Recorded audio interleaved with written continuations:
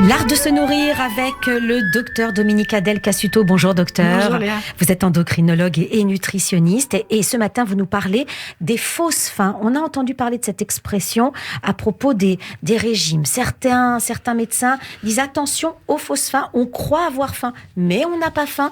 Il y a d'autres choses qui entrent en jeu. Alors, est-ce que vous pourriez nous expliquer comment repérer ces fausses faims, ces impressions de faim Oui. Alors, on l'a dit déjà. On a déjà parlé de ça, que la faim, c'est vraiment le signal qui dit qu'il faut aller manger. Donc, oui. ok. Donc, ça, c'est la faim du corps.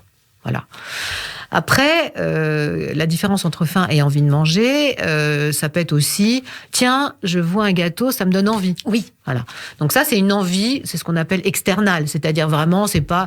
Et puis c'est la gourmandise. Bon, ça, effectivement, il faut. Alors, si dans la tête vous pensez que c'est mal d'aller prendre la chouquette que vous offre votre collègue, oui.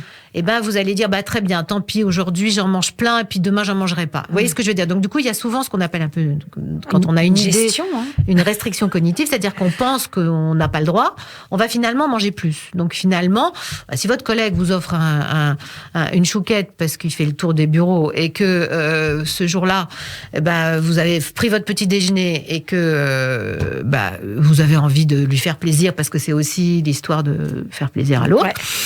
Vous pouvez prendre une chouquette. Par contre, si vous pensez que vous n'avez pas le droit, vous risquez de finir ce jour-là la barquette de chouquette. C'est tellement vrai. Donc ça, c'est la première chose. Ça, c'est ce qu'on dit. Ouais. J'avais pas faim, j'y pensais pas. Il y a quelqu'un qui me l'apporte. Après, il y a l'envie de manger parce que j'ai besoin franchement, je suis fatiguée, j'ai un manque d'énergie, il est 4h de l'après-midi, j'ai pas beaucoup mangé à midi. Enfin, vous voyez ce que je veux dire? Donc, oui.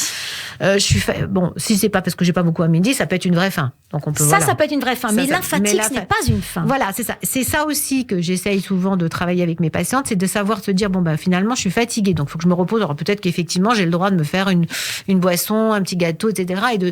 Et de pas dire je suis coupable, je suis boulimique, je vais. Vous voyez ce que je veux dire? C'est essayer toujours de se regarder avec bienveillance et dire ok. Après, il y a aussi je suis triste, je vais pas bien. Et quand je suis comme ça, j'ai besoin d'aller prendre du chocolat ou du fromage, ça dépend des gens. Il y a des gens qui ont des becs sucrés, des gens qui ont des becs salés.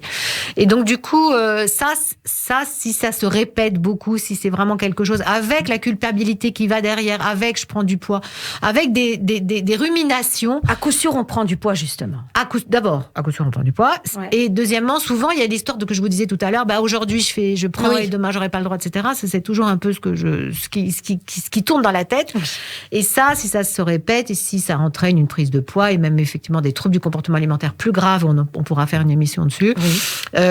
Là, il faut aller voir un professionnel, peut-être, de la nutrition ou un psychologue, si vraiment c'est déclenché par des envies tristes. Mais souvent, on peut se dire aussi que de se prendre un petit truc qui nous fait plaisir dans un moment où on a trop bossé pour redémarrer, pour se remettre en truc, c'est pas grave.